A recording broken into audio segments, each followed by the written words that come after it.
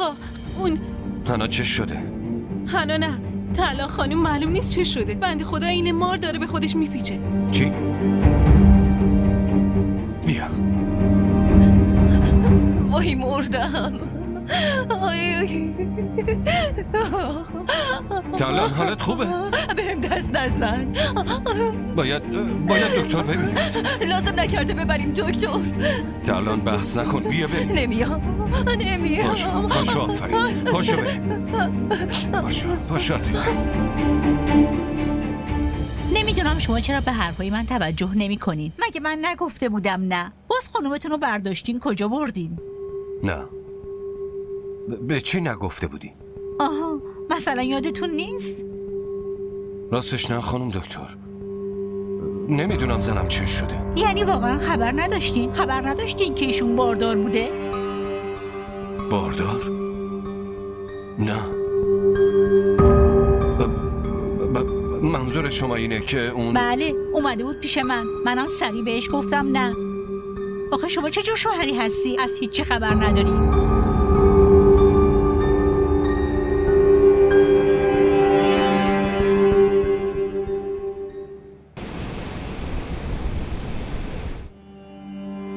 برای چی این کارو کردی؟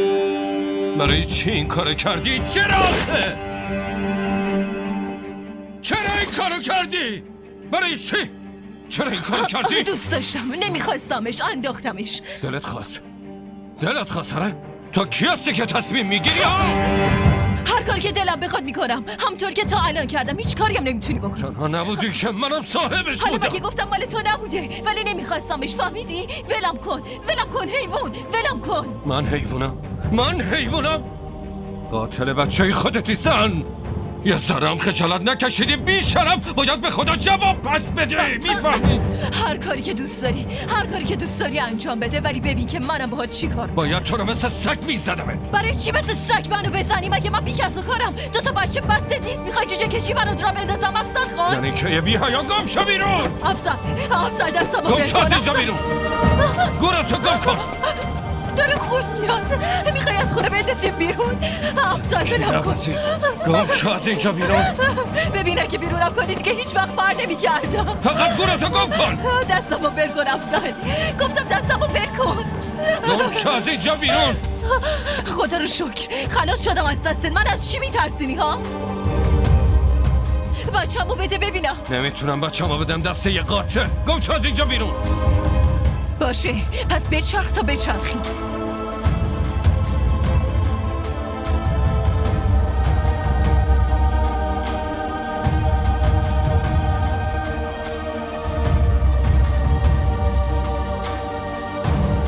ترلان دخترم چی شده عزیزم؟ بگو، حرف بزن. افسر از خونه بیرونم کرد. بچه‌هام هم ازم گرفت. حالشو میبینی؟ افسر باهاش چی کار کرده آخه؟ بایدم همین سرم میومد، حتی بدتر. تازه من شانس آوردم. دختره که باباشون هیچ وقت حامیشون نیست، همین بلاها سرشون میاد، حتی بدتر. خدای من چرا اینطوری میکنی دخترم؟ ما هنوز زنده ایم. چی کار با زندگیم کردی؟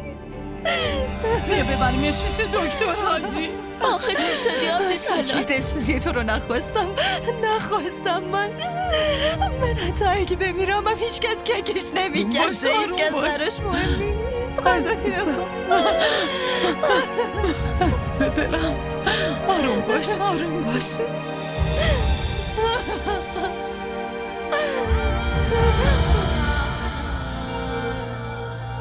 दो किनारे मैं और तू,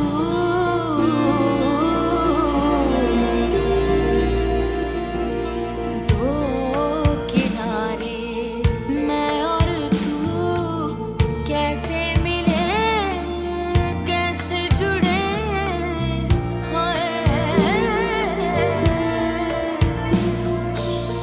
हम दोनों के अलग रास्ते कैसे मिले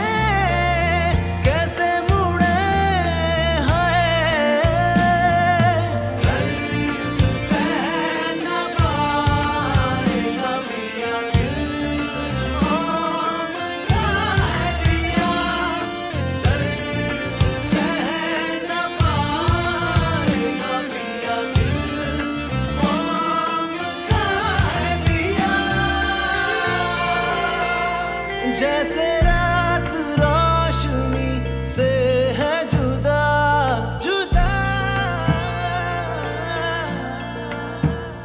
जैसे भूले आंधियों से खफा ओ माया कोई रिश्ता जैसे टूटा हुआ जैसे बरसों से कोई रूठा हुआ वैसे तुम वैसे हम